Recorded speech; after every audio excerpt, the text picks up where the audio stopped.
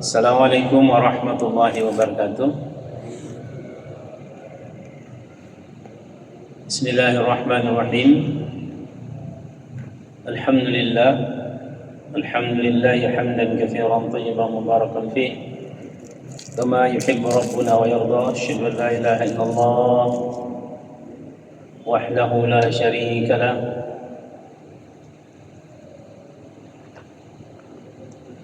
wa asyhadu anna Muhammadan abduhu wa rasuluh. Allahumma salli wa sallim wa barik ala nabiyyina Muhammadin sayyidul mursalin wa ala alihi wa ashabihi wa man tabi'ahum bi ihsanin ila yaumiddin. Amma ba'd.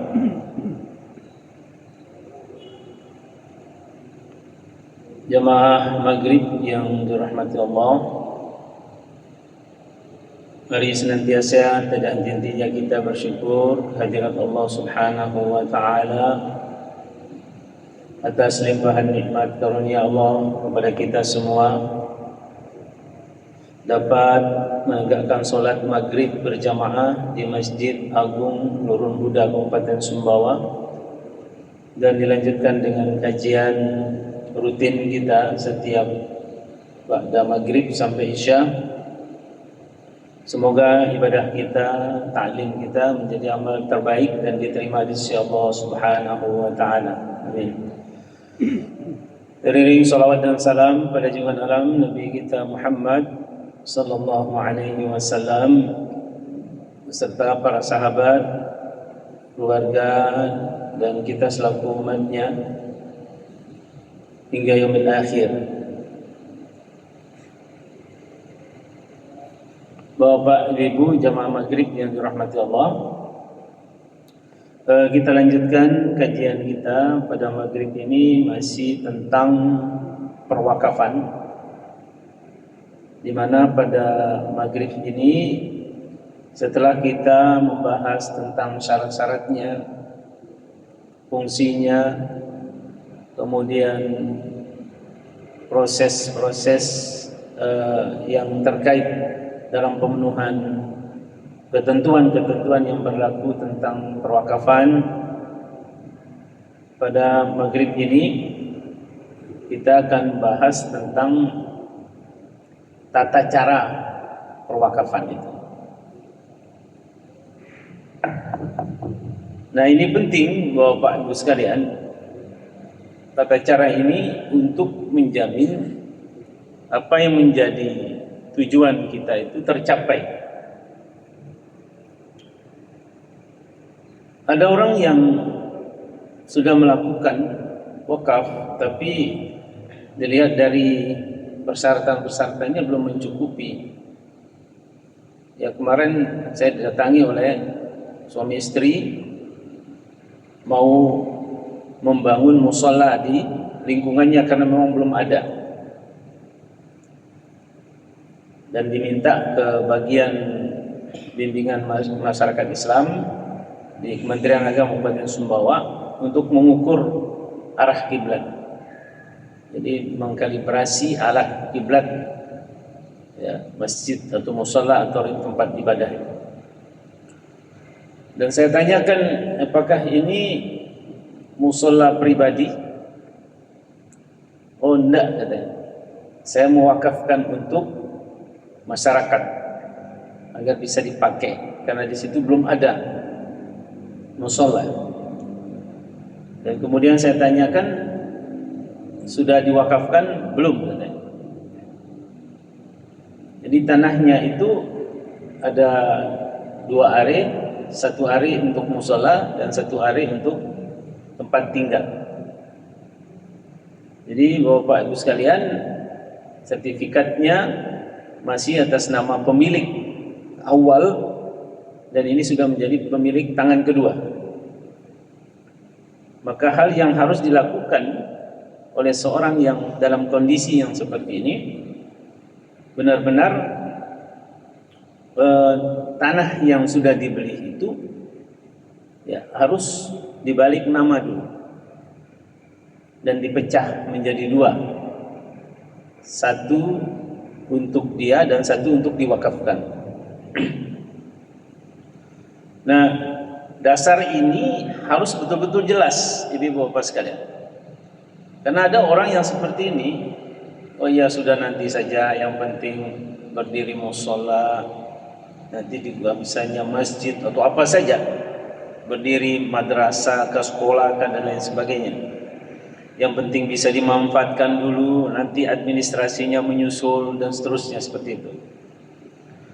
Hal ini sering terjadi sehingga Bapak Ibu sekalian, di tengah kehidupan bermasyarakat, berbangsa dan bernegara, itu para ahli waris itu ketika orang tuanya sudah meninggal dunia, dia mengatakan, loh kapan, tidak pernah. Mana buktinya katanya? Emang gak ada bukti. Akhirnya musola diambil jadi rumah, dan kemudian apa yang pernah diniatkan oleh orang tuanya itu sudah tidak ada lagi. Nah, maka sirnalah amal jariah orang tua itu. Maka penting di sini untuk kita sampaikan Bapak Ibu sekalian, yaitu tata cara perwakafan ini, agar kita betul-betul begitu ada kehendak untuk berwakaf, maka pastikan semuanya, jangan setengah-setengah. Oh yang penting saya wakaf, kalian terima, nanti kalian sudah yang ngurus sendiri surat menyuratnya. Dia akan bingung Bapak Ibu sekalian. Orang yang menerima bingung, orang yang memberi pun, ya wakifnya pun susah. Mau dimanfaatkan belum jelas, takut. Sudah berdiri nanti bangunan tiba-tiba datang enggak. Ya. Maka kita di kantor urusan agama kecamatan itu memberikan penekanan kepada kepala KUA untuk berhati-hati masalah administrasi ini, yaitu dengan tanda bukti kepemilikan harta tersebut. Jadi jangan sampai itu nama orang lain. Kalau masih nama orang lain, ya justru orang lain itulah yang mewakafkan tanahnya. Memang pernah ada terjadi seperti itu. Jadi ada seseorang yang membeli tanah, yang tanah itu kemudian dinamakan dengan nama temannya. Ya, kemudian berwakaf. Saya bilang, Bapak nggak bisa berwakaf sampai Bapak membalik nama sertifikat ini ke nama Bapak. Ini masih atas nama saudara teman Bapak. Maka akhirnya dia pun sepakat, nggak apa-apa atas nama dia. Yang penting yang berwakaf lillahi ta'ala saya, katanya. Ya sudah.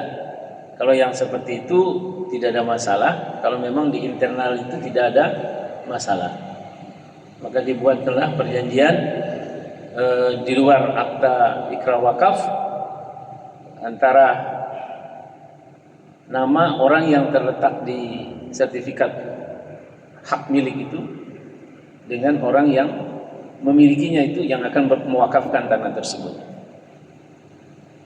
Maka dibuat itu di luar Bapak Ibu sekalian ketentuan yang ada di dalam perwakafan, karena itu sifatnya internal. Akhirnya atas nama orang yang tertera namanya di sertifikat hak milik itulah yang mewakafkan tanahnya untuk kepentingan pendidikan. Nah, Bapak Ibu sekalian, kalau ada kata sepakat seperti ini kan tidak ada masalah. Nah, takutnya di kemudian hari orang tersebut mewakafkan atas nama dia, kemudian datang ahli waris, wah ini bukan apa, kita tidak tahu begini, padahal bukan tanahnya dia. Nah, justru ini akan lebih membingungkan. Nah, oleh karena itulah Bapak Ibu sekalian, tanda bukti kepemilikan harta benda itu sangat penting.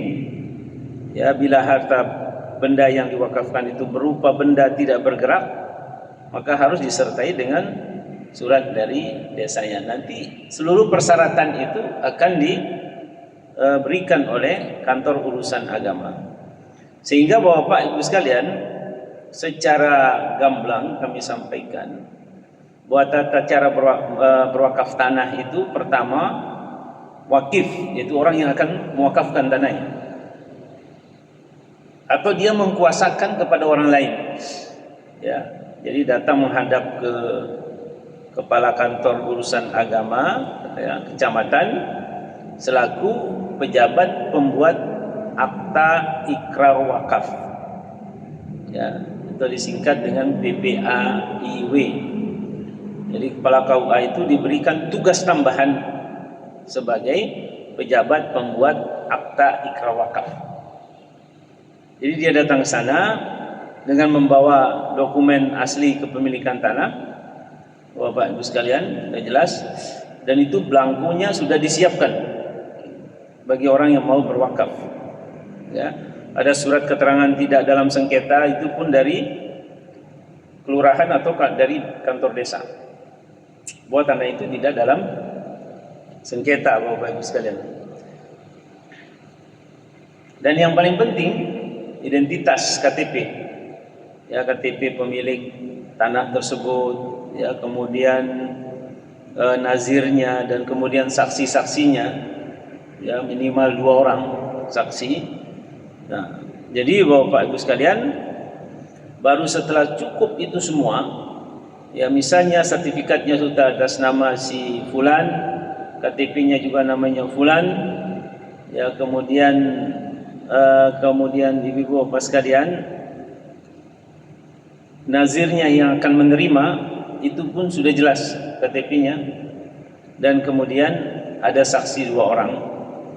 Nah, ini Bapak Ibu sekalian, dengan disaksikan oleh 2 orang di hadapan pejabat pembuat akta ikrar wakaf tanah, yaitu kepala KUA.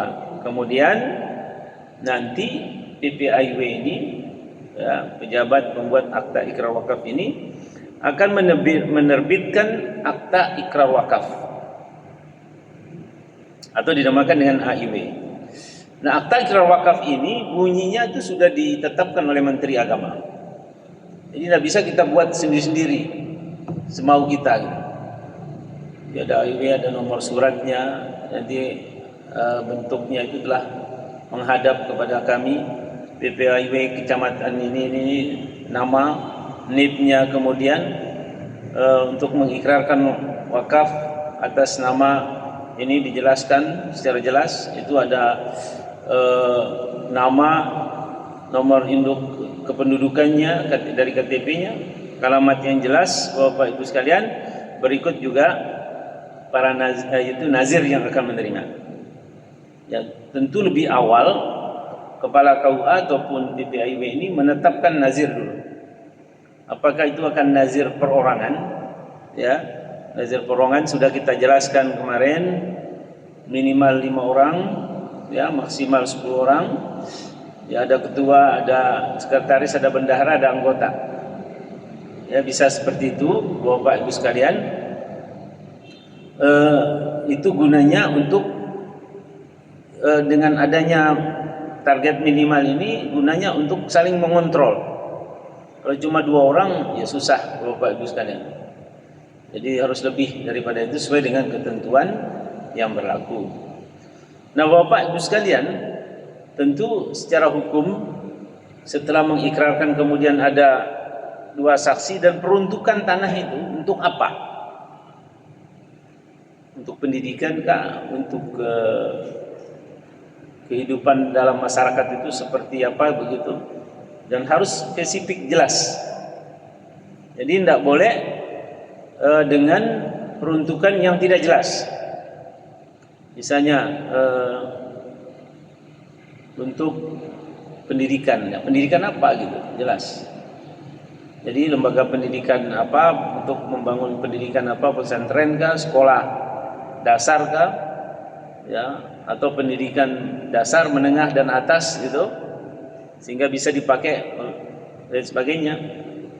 Atau dengan untuk sekolah, misalnya sekolah dalam arti umum, yang nanti akan dispesifikkan oleh orang yang mauquf alaihnya, orang yang mendapat manfaat dari tanah wakaf itu. Nah, maka ibu-ibu bapak sekalian yang dirahmati Allah, ini penting untuk kejelasan. Ada orang yang berwakaf, hanya dia mau taunya rumah ibadah terus. Ya kesian. Kalau sebelah sana sudah ada rumah ibadah, mau dibangun sebelah sini. Ya kita harus hati-hati. Jangan sampai dengan hadirnya rumah ibadah itu justru memecah belah hati masyarakat. Ini nauzubillah min zalik. Ya, mungkin Bapak Ibu sekalian ada yang lebih bermanfaat dari situ. Bukan hanya rumah ibadah, mungkin di situ belum ada TPQ-nya kak. Di situ belum ada aula untuk kepentingan masyarakatnya kak. Itu bisa dibuat seperti itu. Jadi jangan melulu rumah ibadah terus. Ya, ada orang mengatakan, wah rumah ibadah ini kalau kita bangun, sudah kita bangun rumah di surga. Iya betul. Tapi kalau ada kita bangun kemudian justru akan memperkeruh suasana kehidupan bermasyarakat, berbangsa dan bernegara, tentu ini harus dipikirkan manfaat dan mudaratnya. Nah ini pernah terjadi Bapak Ibu sekalian, di sebuah tempat itu ada orang yang berwakaf kemudian dibangun masjidnya. Karena masjidnya sudah tidak nampung, maka masjid awal ini digunakan untuk pendidikan masyarakat dari anak-anak sampai orang tua. Dibangunlah masjid yang lebih besar dan selesai Bapak Ibu sekalian. Tiba-tiba ada datang donatur dari luar, mau kita rehab masjidnya, enggak katanya. Ya mau direhab, ternyata lebih bagus lagi setelah direhab. Akhirnya apa yang terjadi Bapak Ibu sekalian? Ya imamnya kemudian di sana saling saut menyaut, kan dekat Bapak Ibu, tidak terlalu jauh antara masjid yang satu, rumah ibadah yang satu dengan rumah ibadah yang lain. Akhirnya terjadilah perseteruan saat itu Bapak Ibu sekalian, sampai kami harus turun ke lapangan untuk mendamaikan, mencari solusi agar masyarakat itu betul-betul aman, tenang, ya tidak ada harus saling mencaci dan lain sebagainya. Dan alhamdulillah dengan pemahaman yang baik Bapak Ibu sekalian, ya masyarakat akhirnya paham tentang keberadaan rumah ibadah itu sendiri. Nah, inilah pentingnya ketika kita mewakafkan sesuatu dengan kejelasan peruntukannya, itu akan membuat adanya kemudahan bagi nazir ya yang memelihara wakaf tersebut selamanya Bapak Ibu sekalian, sehingga tidak dialihkan kepada selain peruntukan yang diinginkan oleh orang yang berwakaf. Nah Bapak Ibu sekalian yang dirahmati Allah, maka ketika PPIW telah membuat akta ikrar wakaf, maka itu sah dijadikan bahan untuk merubah, yaitu akte tanah tersebut dari hak milik menjadi akte wakaf, sertifikat wakaf. Jadi nanti bunyinya sertifikat wakaf. Nah, sertifikat wakaf ini bila sudah terbit Bapak Ibu sekalian, maka itu berarti pengurusan administrasi di pertanahan itu sudah beres. Tapi kalau tidak keluar sertifikatnya, mesti ada yang enggak beres. Dan ini harus ditelusuri, jangan didiamkan. Nanti petugas kantor pertanahan itu akan memberikan estimasi bahwa sertifikat Bapak akan selesai bulan ini. Jadi pada bulan yang sudah diestimasi itu kita datang. Siapa tahu itu belum terbit karena ada permasalahan administrasi yang masih kurang. Maka kita harus lebih, Bapak Ibu sekalian, kita harus lebih aktif ya, melihat hal tersebut. Jangan didiamin. Nanti ada sudah 5 tahun tidak tahu, sudah diikrarkan wakaf, tiba-tiba dia tidak tahu di mana itu. Maka ini penting bagi kita agar betul-betul memperhatikan hal ini, sehingga dalam proses Bapak Ibu sekalian perubahan dari hak milik kepada sertifikat wakaf itu sesuatu hal yang sangat mudah sekali selama kita penuhi apa yang menjadi syarat-syaratnya. Karena di BPN itu syaratnya lain, di KUA juga Bapak Ibu sekalian syarat-syaratnya juga lain. Nah, Ibu-ibu Bapak sekalian yang dirahmati Allah, nah apabila kita sudah melakukan ikrar wakaf, ya, sudah membawa sertifikatnya, KTP, semua bahan-bahan itu, nanti PPIW akan mengirim ikrar wakaf itu kepada pertama pewakif itu sendiri, kemudian kepada nazir, ada mauqufun alaih, yaitu orang yang memanfaatkan. Jadi kepada kantor camat, kepada pengadilan agama, kepada kantor Kementerian Agama, Kabupaten Sumbawa, dan seterusnya. Untuk apa? Dilihat dengan baik. Bahkan pemerintah saat ini, Bapak Ibu sekalian, juga memberikan layanan sertifikat gratis bagi orang yang berwakaf. Jadi ada anggaran pemerintah yang bisa dimanfaatkan oleh masyarakat untuk penerbitan akte ataupun sertifikat wakaf. Maka setiap tahun di Kementerian Agama itu mesti ada minimal 10, 15, 20 sertifikat diberikan anggaran untuk membantu masyarakat yang sudah berwakaf untuk membalik dari hak milik kepada wakaf gitu. Nah, bila sertifikat itu, Bapak Ibu sekalian, sudah menjadi tanah tersebut adalah harta wakaf, maka sudah tidak bisa dirubah-rubah lagi. Ya, sudah tidak bisa dirubah-rubah lagi. Mau dirubah ke hak milik nggak bisa. Kecuali dalam proses tersebut ada kesalahan. Ya, ada kesalahan. Ya, kesalahan ini macam-macam. Mungkin yang berikrar katanya, oh saya tidak wakaf itu, kenapa kok bisa terbit wakaf? Itu hibah dulu katanya. Ini macam-macam. Ya. Itu pernah kita temui kantor urusan agama yang diwakafkan, padahal yang dimaksudkan adalah menghibah tanah tersebut untuk pembangunan kantor urusan agama kecamatan gitu. Nah, ini salah satu bentuk. Maka PPIW itu akan menanyakan secara detail kepada Bapak Ibu sekalian, baik itu sebagai pewakif ataupun sebagai nazir yang memelihara tanah tersebut ataupun harta benda wakaf tersebut, agar sampai kepada tujuan diserahkan wakaf tersebut. Nah, Bapak Ibu sekalian yang dirahmati Allah, setelah kita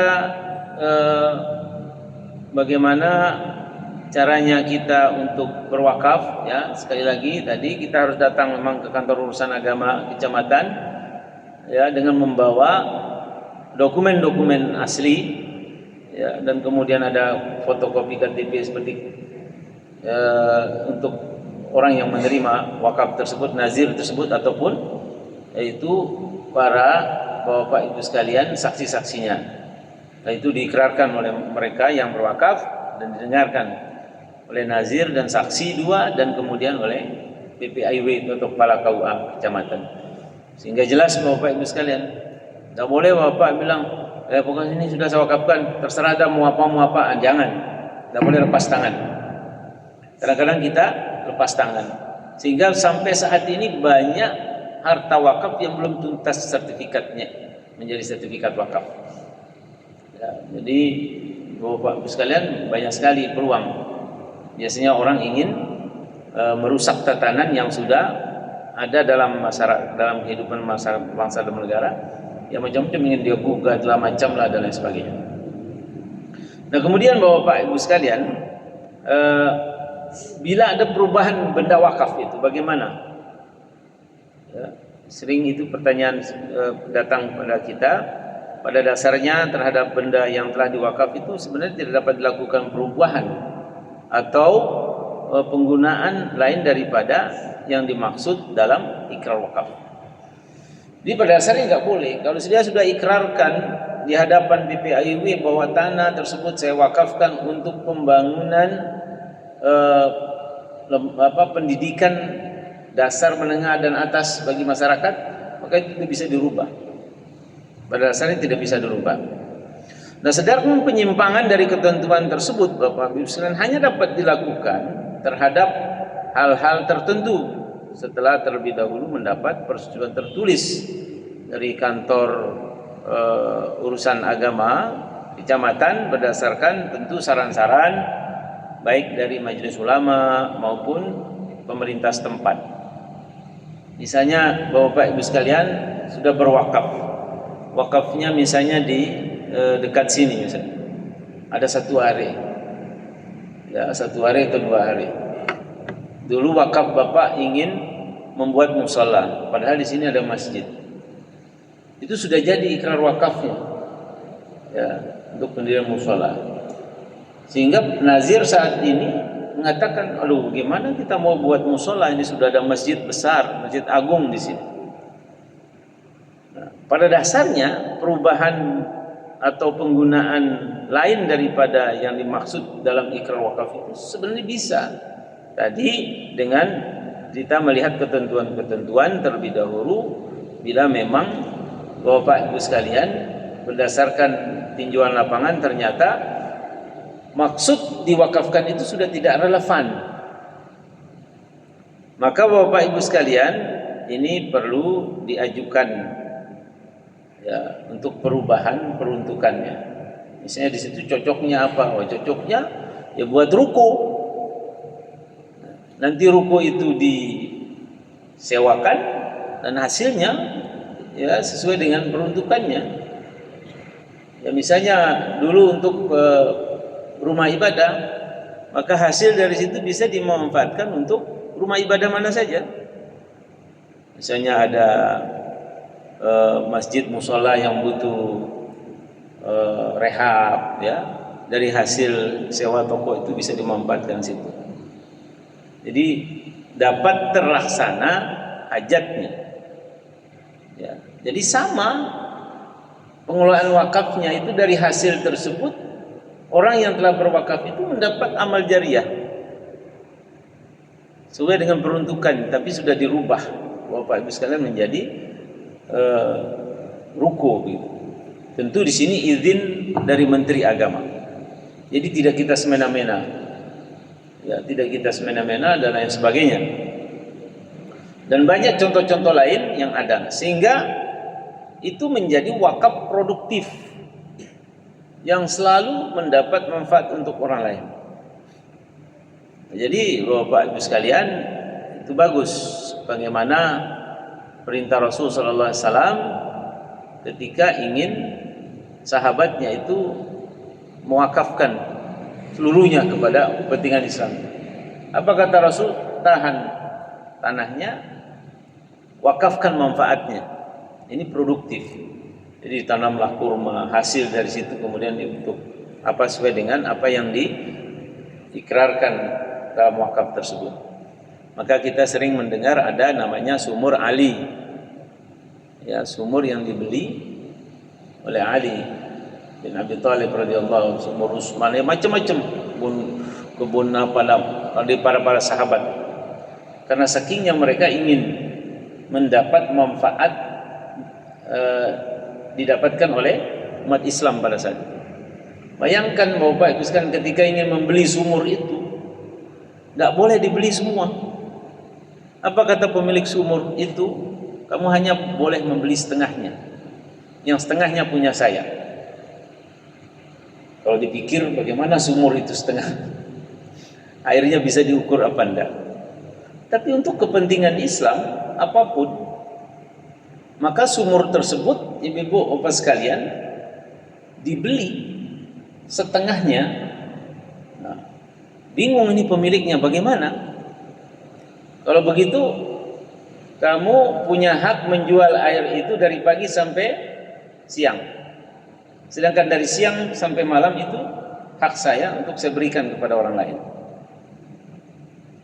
Nah, ya Masya Allah, politiknya sahabat. Ya, karena tidak bisa dibeli sumur tersebut. Saya beli sumurmu semua. Oh enggak, katanya. Saya tidak jual semua, saya jual setengah. Akhirnya dia beli setengah. Bodoh dia katanya. Tapi sahabat, karena memang sudah diberikan zauq, sudah berikan rasa iman, pemikiran untuk memikirkan umat itu, maka Allah pasti kasih jalan untuk memenuhi hajat tersebut. Ya bukan dia mikir diri sendiri. Wah, ini bagus nih saya bisniskan gitu kan. Pada saat itu sumur tersebut umat Islam kalau mau beli itu ya mahal airnya. Ya misalnya 1 ember itu bisa ya mungkin 50.000 lah contohnya. Ibarat kita beli air galon ya 25.000 lah ya dibeli. Ya, bayangkan Bapak Ibu sekalian, masyarakat butuh air, akhir dibeli oleh sahabat Rasul SAW setengahnya, maka dibagilah setengahnya, dia menjual pagi sampai siang, siang sampai sore, itu haknya pemilik sahabat ini untuk diambil secara gratis oleh umat Islam saat itu. Maka apa? Nggak ada yang beli pagi sampai siang, nggak ada. Orang datang siang sampai sore saja dengan cara gratis. Loh, kok nggak ada yang belanja ini, katanya. Yahudi ini bilang, ayo siapa mau beli air, katanya. Dulu yang harganya 25.000 diturunkan jadi 20.000, nggak ada. Malah sahabat itu sudah ngambil air, dia mau jual airnya kepada si Yahudi itu. Oh kalau gitu saya turunkan jadi 15, oh turun jadi 5.000. Nggak ada juga yang mau beli. Pusing dia, akhirnya dijual lagi kepada sahabat yang setengah itu. Oh ini udah saya jual, berapa? Nah, turun lagi, nggak ada. Kalau nggak mau, siapa yang mau belanja? Akhirnya dibawa harga. Jadi masya Allah, siapa saja yang memiliki niat berwakaf, kemudian itu untuk umat, maka Allah mudahkan itu untuk mencapai tujuan yang diinginkan. Jadi Allah memudahkan semua.